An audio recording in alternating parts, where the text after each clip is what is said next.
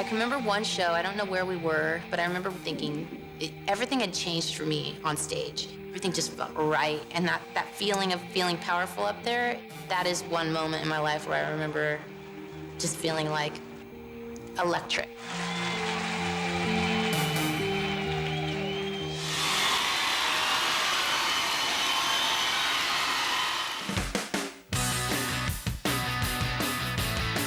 When we first started out, we had two singers, John Spence and Gwen Stefani. Next song, it's about the most beautiful girl in the world. John was kind of the focus on stage for that first year of the band.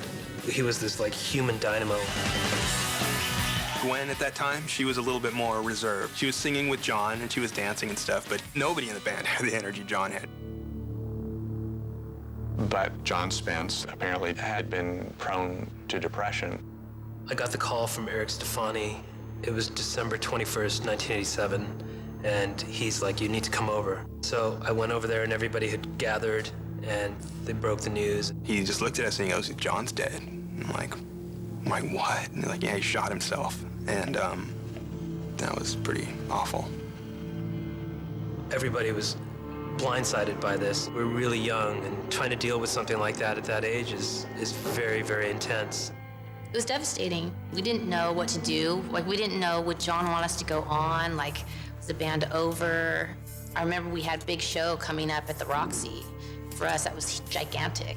We decided that would probably be our last show. We'd just go and do it in John's honor. And I remember a friend of ours introduced us that night and said, you know, this will be No Doubt's last show. I don't know how we got through it. And that was it for a second, but we decided to persevere and keep moving forward. After John Spence died, that's when Tom and Adrian came in. The next question was who's gonna replace John as the singer with Gwen. But at a certain point, we just kind of looked at ourselves and said, you know what? We have an amazing singer. We have Gwen.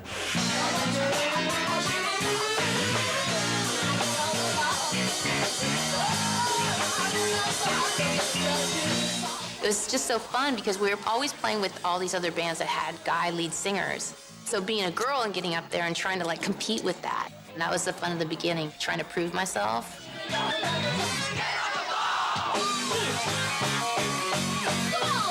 I always loved to be so glamorous, and I loved doing the costumes and the makeup, but I also love to get up there and just be like, ah, you know, and it doesn't matter if I'm a girl because I'm gonna make you go off right now, watch.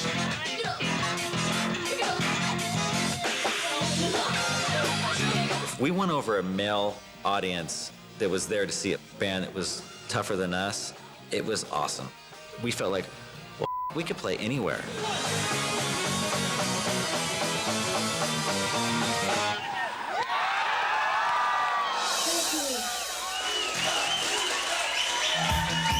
We were making music back then that was completely opposite to the music that was popular, and there was no lane for us. And so we weren't doing it because we wanted to get on the radio. We just loved doing it. We did have a big following in our small little pond, you know? Like, I would be recognized if I went to Tower Records or if I went to Kinko's to make flyers. Like, they'd be like, shh, that's girl from No Doubt.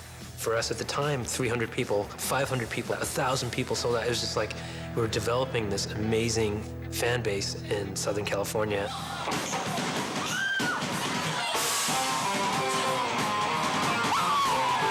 After all those shows, even if it was a school night, we would come back to Gwen's house and we'd watch the tape and watch our performance. I can critique every move, and that was a cool jump, and oh, when you did that, and it was this amazing, like, feeding off each other.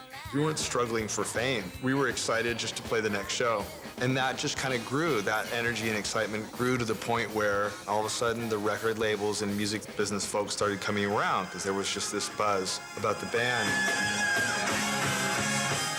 Jimmy Iovine was just starting Interscope Records. He saw this band and he really felt strongly that Gwen had star potential.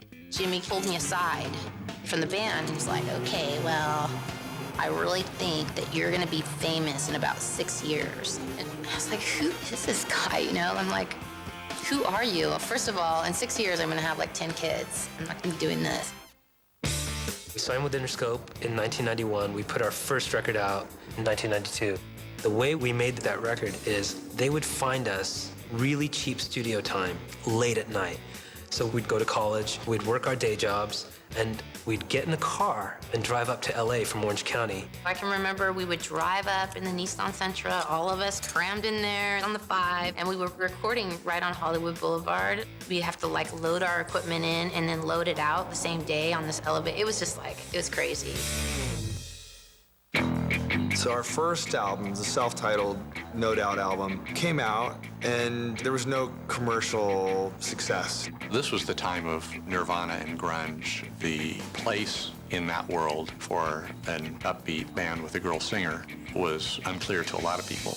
By the time they were going to make the video for Trapped in a Box, a video for the one single from their first album, apparently Interscope was already sort of over it. So they had just $5,000 to make this video.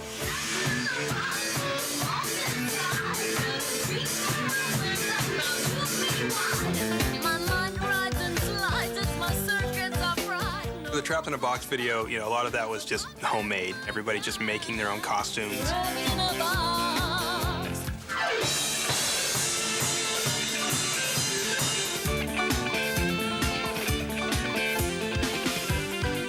You're excited, you've made this record, you're gonna go out there now and play these clubs, and we would play these shows around the country, and it wasn't Southern California.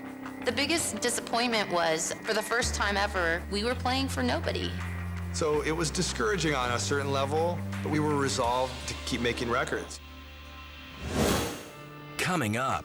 It was a really, really hard time period because it was me and Tony, my ex-boyfriend, talking about our life.